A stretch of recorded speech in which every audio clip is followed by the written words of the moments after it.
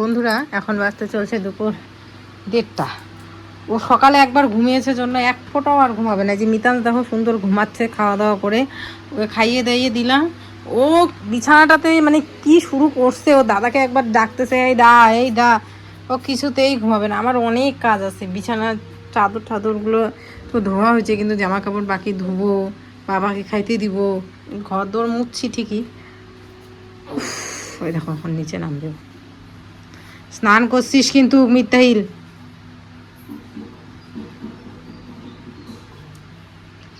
ও কারো বাধা মানবে না। হাই হাই, সোজা এখন রাস্তার দিকে যাবে, সোজা ও রাস্তায় যাবে এখন।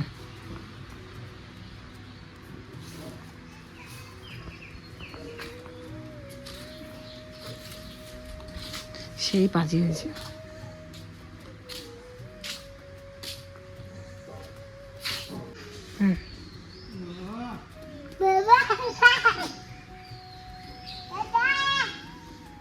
বাবা বাবা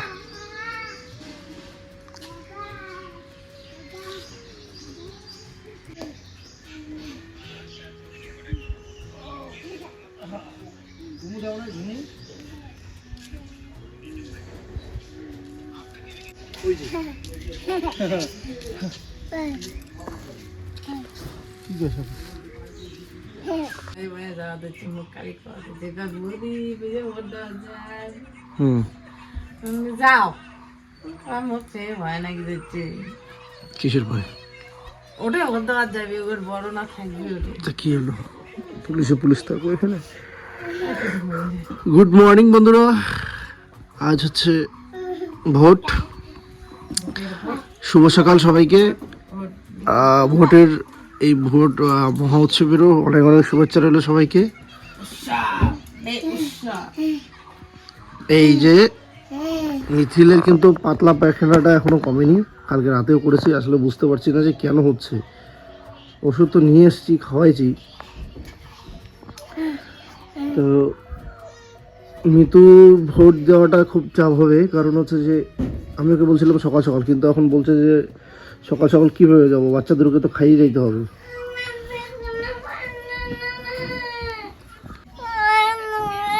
কি কি বলো, কি হয়েছে দাঁড়াও দেখছি। তো মিতু যে সকালে যাবে, কিভাবে যাবে? আমি বলছি যে সকালেই তুমি যাও, তাড়াতাড়ি দিয়ে আসতে পারবে। আমার ছেলে মানুষ, আমি কখন যাই না যাই কোনো ব্যাপার না, যখন ইচ্ছে তখন যেতেই পারি। এখন ছোটো ছেলেকে নিয়ে গেলে লাইনে দাঁড়িয়ে থাকতেও যদি হয়, পরে গেলে কেমন অসুবিধাটা হবে। এই জন্য আমি ওকে বলছিলাম যে তুমি সকাল সকাল যাবে, কিন্তু এখন ও বলছে যে সকাল সকাল কী করে যাব, কারণ হচ্ছে যে তো খাইয়ে যাইতে হবে, এখনও তো সকালের কোনো কাজই হয়নি। যাই হোক, আজকের ভিডিওটা একটু অন্যরকম হবে। আজকে আমিও কিছু দেখলাম, মানে আমাদেরকে নিয়ে অনেক জায়গায় অনেক রকম কথা হচ্ছে, যে ওগুলো হচ্ছে সত্যিটাই জানো কী আছে। আমরা যখন খারাপ, আজকের থেকে না, খারাপ তো হয়েছে সেই তখন থেকেই। তো ঠিক আছে, কোনো ব্যাপার না, খারাপ হয়েই থাকি, অসুবিধার কোনো ব্যাপার নেই, কিন্তু সত্যিটা জানা দরকার। তোমরা যদি একতরফা বিষয়টাকে বোঝো, তাতে কোনো আফসোস নেই বা দুঃখ নেই, যেটা সত্যি সেটাই বলবো, বানিয়ে বলার কোনোদিনও প্রয়োজন পড়েনি, আর ওই মানসিকতাও নেই আমাদের। পর থেকে 8টা পর থেকে তো 7টা বাজে, কিন্তু এখানে তো লাইন হয়ে থাকবে অলরেডি। আমি আগে দেখি, শুনি না, হয়তো মিথুলকে নিয়ে গেলে তাড়াতাড়ি করে দিতে পারে, আমি আগে শুনি। ইঞ্জেকশন দিবে 4টা ইঞ্জেকশন। ওয়াও, তো মিতুর হচ্ছে আজকে 2বার ভোট, মানে এর আগে একবার দিয়েছিল পঞ্চায়েত ইলেকশন, আর হচ্ছে এখন বিধানসভা। এটা নিয়ে হচ্ছে 2বার ইলেকশন ও দিবে, ভোট দিবে আর কি। ছোট ছেলেকে নিয়ে যাব, বড়টা থাকবে, তার কারণ হচ্ছে ভিড়টা এই সময় কম, ভিড়টা যেহেতু কম। জুতো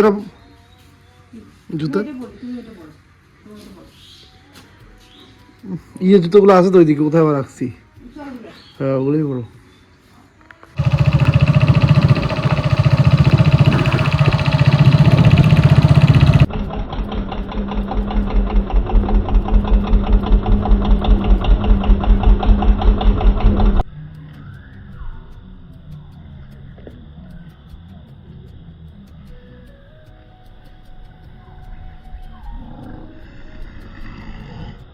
বন্ধুরা, আজকে যে কথাগুলো আমি বলতে যাচ্ছি, আমি জানি এই কথাগুলো বলার পর কিছু কিছু মানুষ শোনার পর অধিকাংশই, আমি জানি, খুব ভালো করেই জানি, আমাকে এতটা খারাপ ভাববে, আমাকে এত খারাপ কমেন্ট করবে।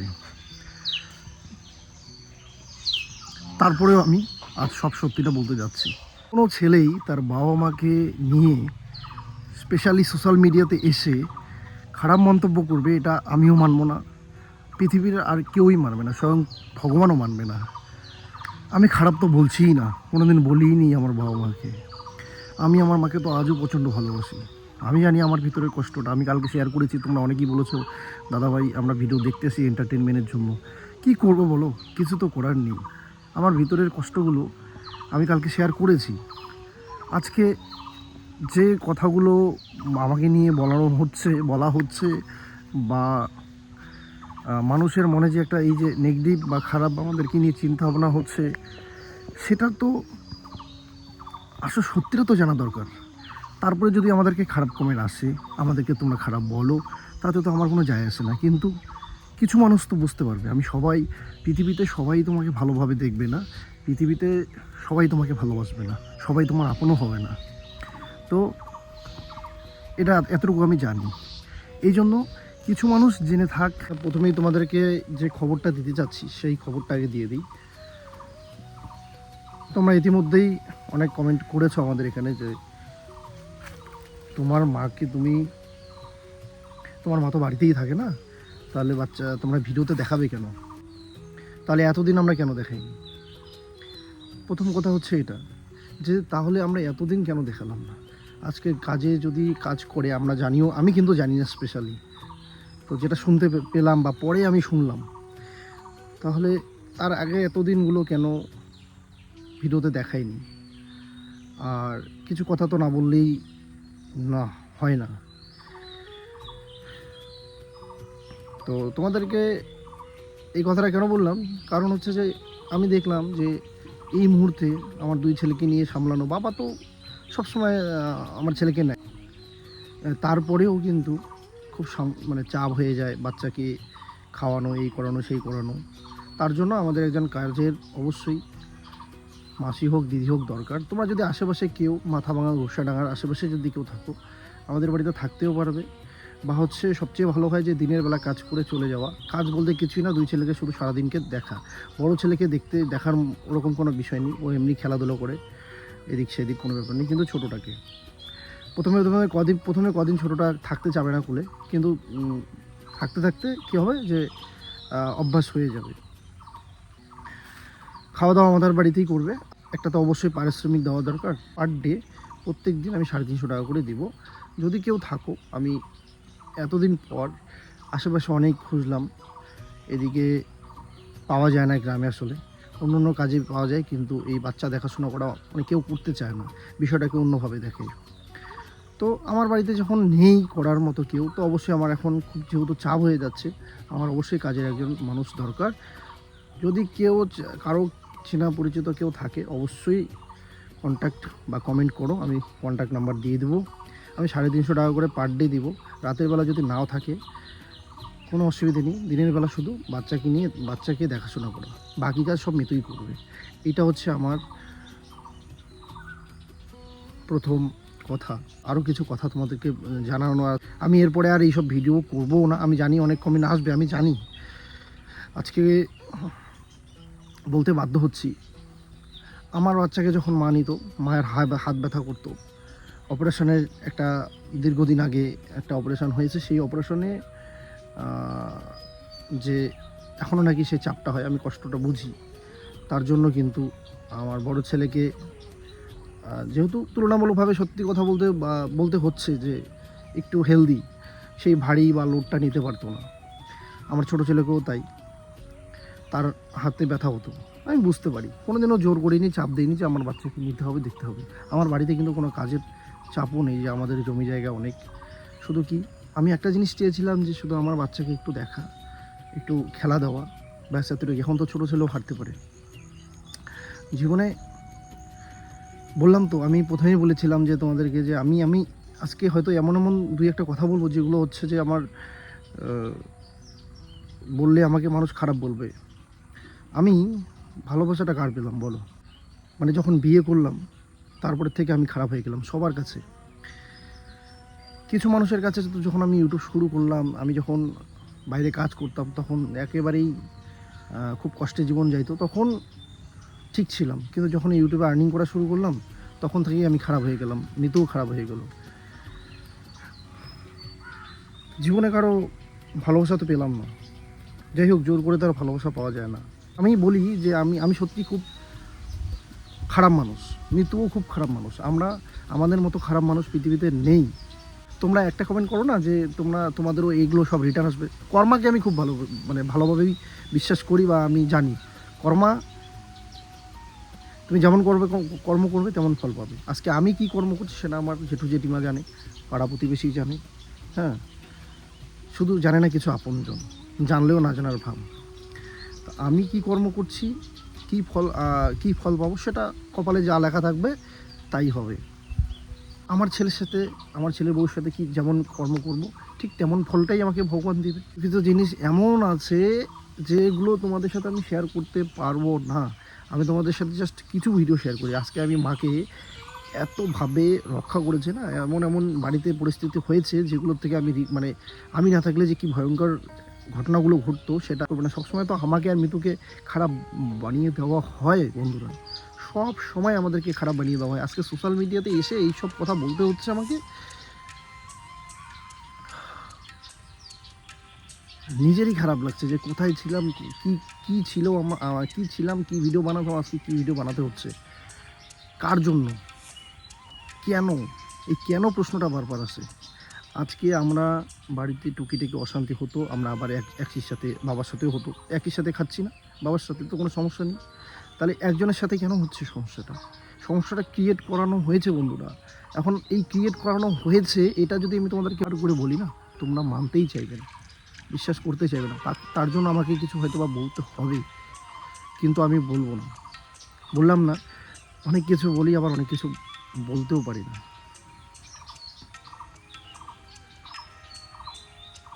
না, খারাপ লাগে যে আমাদের একটা মা ছেলের সম্পর্ক আমাদের বাড়িতে যাই হোক না কেন, যখন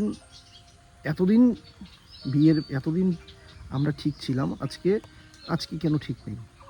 আমরা তো দুদিন পরে অ্যাডজাস্ট হয়ে যেতাম, কিন্তু এমনভাবে বিষ ঢুকিয়ে দেওয়া হয়েছে বা এমন খারাপ বানিয়ে দেওয়া হয়েছে আমাদেরকে যে সম্পর্কটা একেবারে, কিন্তু এটাই বাস্তব। এরপরেও যখন কমেন্ট আসবে যে আমরা খারাপ, আমি তো বলেই দিলাম যে হ্যাঁ আমরা খারাপ।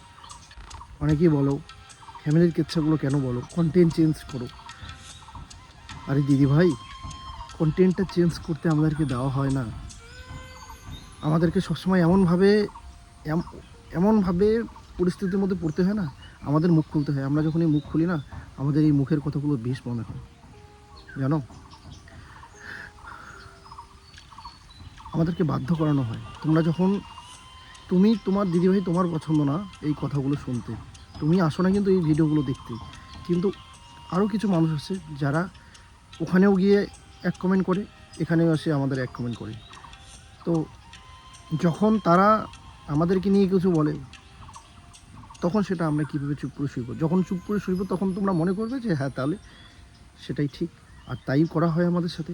আমরা অনেক কিছু ভিডিওর কাউন্টার দেই না, অনেক কথার কাউন্টার দেই না, আর যার জন্য আমরা খারাপ।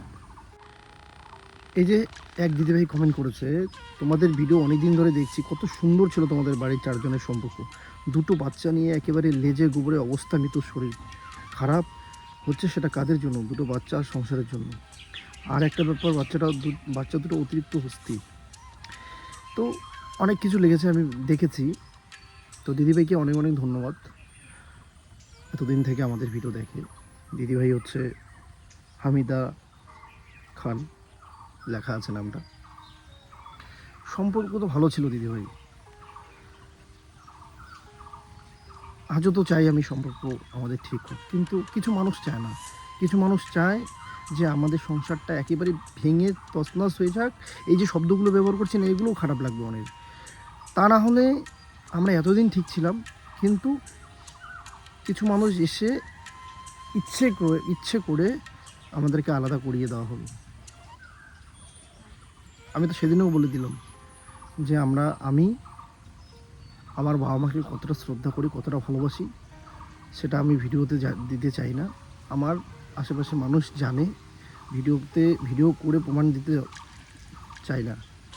আমার কাছে বললাম না, আমার কাছে এমন কিছু ভিডিও আছে বন্ধুরা, আমি করতে বাধ্য হয়েছি, কারণ আমাদেরকে এমনভাবে খারাপ বানানো করেছে। এই কিছু কিছু জিনিস প্রমাণ হিসেবে আমার রাখার প্রয়োজন হয়েছে। আর অনেকে বলেছে নাকি যে মা এই সেই করছে, তো তোমরাই দেখাতে চাও না, তো আসবে কী করে, তোমরা তো বাড়িতেই থাকে না। আরে বাড়িতে না থাকার তো আমি বললাম 2 দিন হলো, কিন্তু তাহলে এতদিন আমার লজ্জা শরমের আর এখানে কোনো ব্যাপার নেই। মানে মানুষ একটা জিনিস ভাবে যে ওদেরকে এই কথাগুলো বলবো, ওরা লজ্জায় আর মুখ খুলতে পারবে না। আমার কাছে আর লজ্জার কিছু নেই। যা হয়েছে আমার জীবনে, আমি কি বলবো, মানে একটা ছেলে জীবনে যে এরকম পরিস্থিতি আসবে আমার বিয়ের পরে, আমি কখনো ভাবতে পারিনি যে মানুষ, মানে একটা ছেলের জীবনে এরকমও পরিস্থিতি আসতে পারে, আমি এটা কখনো কল্পনাও করতে পারিনি বন্ধুরা। ভালোবাসার মানুষ হাতে গোনা 2 থেকে 1 জন। আমার ছেলে বাজার থেকে আসলেই ছুটে আসে, বাবা বাবা কী আনছো, না থাকলে জিজ্ঞেস করে মাকে। এছাড়া আমার পৃথিবীতে আমার মনে হয় আমি যদি নাও থাকি, আমি যদি মরেও যাই, কান্না করার মতো হয়তো বা লোক থাকবে না। আমি এতটা খারাপ হয়েছি যে কিছু বলারই নেই। ইচ্ছে করে আর কি এরকম, মানে তোমরা ভাবো না যে ইচ্ছে করে। আমি জানি অনেক খারাপ কথা বলেছি, তোমাদের অনেকে মনে হবে যে আমার বাবা মার সাথে আমার মেয়ের এতদিন শত্রুতা ছিল, বা আমি ইচ্ছে করেই কথা বলি না, বা হচ্ছে গিয়ে অনেক কিছু। এখনও বলি তোমাদেরকে একটা কথাই, যে আমার বাবা মা আমার সাথেই টুকিটাকি ঝামেলা হবে, আবার আমার সাথেই মিল হবে, এটাই প্রকৃতিও চায়, বা এটাই হচ্ছে হওয়া উচিত সব ফ্যামিলিতেই। কিন্তু যখন এক্সট্রা কিছু ঢুকে যায় না ফ্যামিলিতে, তখন সেই ফ্যামিলিটা আর আগের মতো কখনো আগের জায়গায় কোনো দিন ফিরে আসে না। আর একটা ছেলের,